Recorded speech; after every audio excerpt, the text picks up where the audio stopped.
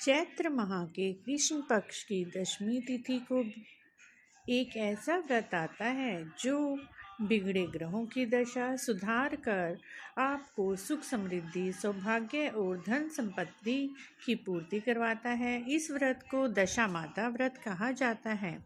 इसके नाम के अनुरूप यह व्रत पूजा मनुष्य के परिवार की दशा को सुधार देता है।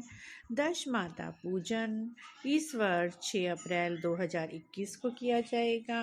यह व्रत उत्तर भारत के अधिकांश राज्यों में किया जाता है। पश्चिमी भारत के गुजरात, महाराष्ट्र आदि राज्यों में भी अनेक भागों में इस व्रत को करने की परंपरा है। दश माता व्रत के दिन भगवान विष्णु जी के स्वरूप पीपल वृक्ष की पूजा की जाती है।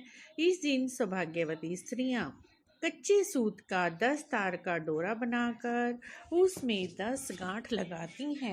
पीपल वृक्ष की परिदक्षिणा करके उसकी पूजा करती हैं।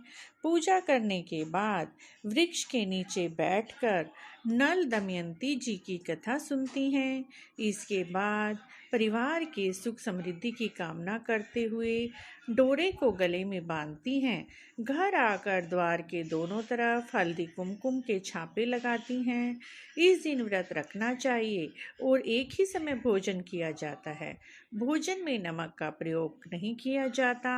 इस दिन प्रातः उठकर घर की साफ सफाई करके सारा कचरा बाहर फेंक दिया जाता है। इस दिन किसी को पैसे उधार नहीं देने चाहिए। प्रयास करें कि दश माता पूजा के पूरे दिन बाजार से कोई वस्तु न खरीदें। जरूरत का सारा सामान एक दिन पहले ही लाकर रख लें। दश माता की नल दमयंती की कथा इस प्रकार है। इस कथा के अनुसार एक समय राजा नल और रानी दमयंती सुखपूर्वक राज्य करते थे। उनके 2 पुत्र थे। एक दिन की बात है, एक ब्राह्मणी राजमहल में आई और रानी से कहा कि दश माता का डोरा ले लो। दासी बोली, महारानी जी, आज के दिन सभी सुहागिन महिलाएं दश माता की पूजा और व्रत करती हैं। इस डोरे को गले में बांधती हैं जिससे घर में सुख समृद्धि आती है। रानी ने वह डोरा ले लिया और विधि अनुसार पूजा करके गले में बांध लिया। कुछ दिनों बाद राजा नल ने दमयंती के गले में डोरा बंधा देखा तो पूछा कि इतने आभूषण होने के बाद भी तुमने यह डोरा क्यों बांध रखा है? और यह कहते हुए राजा ने डोरा गले से खींचकर निकाल कर फेंक दिया। रानी ने डोरा उठाते हुए कहा, यह दश माता का डोरा था, इसके आपने अपमान करके अच्छा नहीं किया। रात्रि में राजा के स्वप्न में दश माता एक बुढ़िया के रूप में आई। राजा से कहा, तेरी अच्छी दशा जा रही है और बुरी दशा आ रही है। तूने मेरा अपमान किया है। जैसे जैसे दिन बीतते गए धीरे धीरे राजा के ठाट बाट धन धान्य सुख समृद्धि सब नष्ट होने लगी। दशा इतनी बुरी हो गई कि राजा को अपना राज्य छोड़कर दूसरे राज्य में भेष बदल कर काम मांगने जाना पड़ा।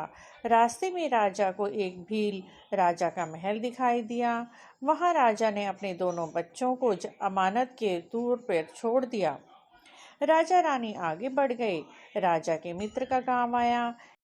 राजा के मित्र के यहाँ उनका खूब आदर सत्कार किया गया। मित्र ने अपने शयन कक्ष में उन्हें सुलाया। उसी कमरे में मोर की आकृति की एक खूंटी थी जिस पर मित्र की पत्नी का हीरों का हार रखा हुआ था। मध्य रात्रि में रानी की नींद खुली तो क्या देखती है, मोर की आकृति वाला बेजान मोर उस हार को निगल रहा है। यह देखकर रानी ने तुरंत राजा को जगाकर दिखाया। दोनों ने विचार किया कि सुबह मित्र को क्या जवाब देंगे। इसी समय यहाँ से चले जाना ही उचित होगा। राजा रानी रात में ही वहाँ से चले गए। सुबह मित्र की पत्नी को हार नहीं मिला तो उन्होंने राजा पर चोरी का आरोप लगाया। इस प्रकार राजा नल और रानी दमयंती के जीवन में अनेक कष्ट आते रहे। एक दिन वन से गुजरते समय राजा नल को वही एक स्वप्न दिखाई दिया जिसमें वह बुढ़िया भी दिखाई दी। उनके चरणों में उसने राजा ने गिरकर माफ़ी मांगी बुढ़िया से तो और बोला, माई, मुझसे भूल हुई है, मुझे क्षमा कर दीजिए। मैं पत्नी सहित दशा माता का पूजन करूँगा।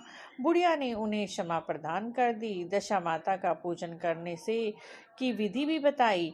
चैत्र माह के कृष्ण पक्ष की दशमी तिथि आने पर राजा और रानी ने अपने सामर्थ्य के अनुसार दशा माता की पूजा की, अर्चना की, दशा माता से क्षमा याचना की और दश माता का डोरा गले में बांधा। इससे उनकी दशा सुधर गई, राजा को पुनः अपना राज्य मिल गया। इस प्रकार मित्रों, दशा माता की कथा सुनने से व्यक्ति की दशा सुधर जाती है। अगर मित्रों आपको दशा माता की ये कहानी अच्छी लगी है तो प्लीज़ स्टोरी को शेयर करें और चैनल को सब्सक्राइब जरूर करें। जय दशा माता की।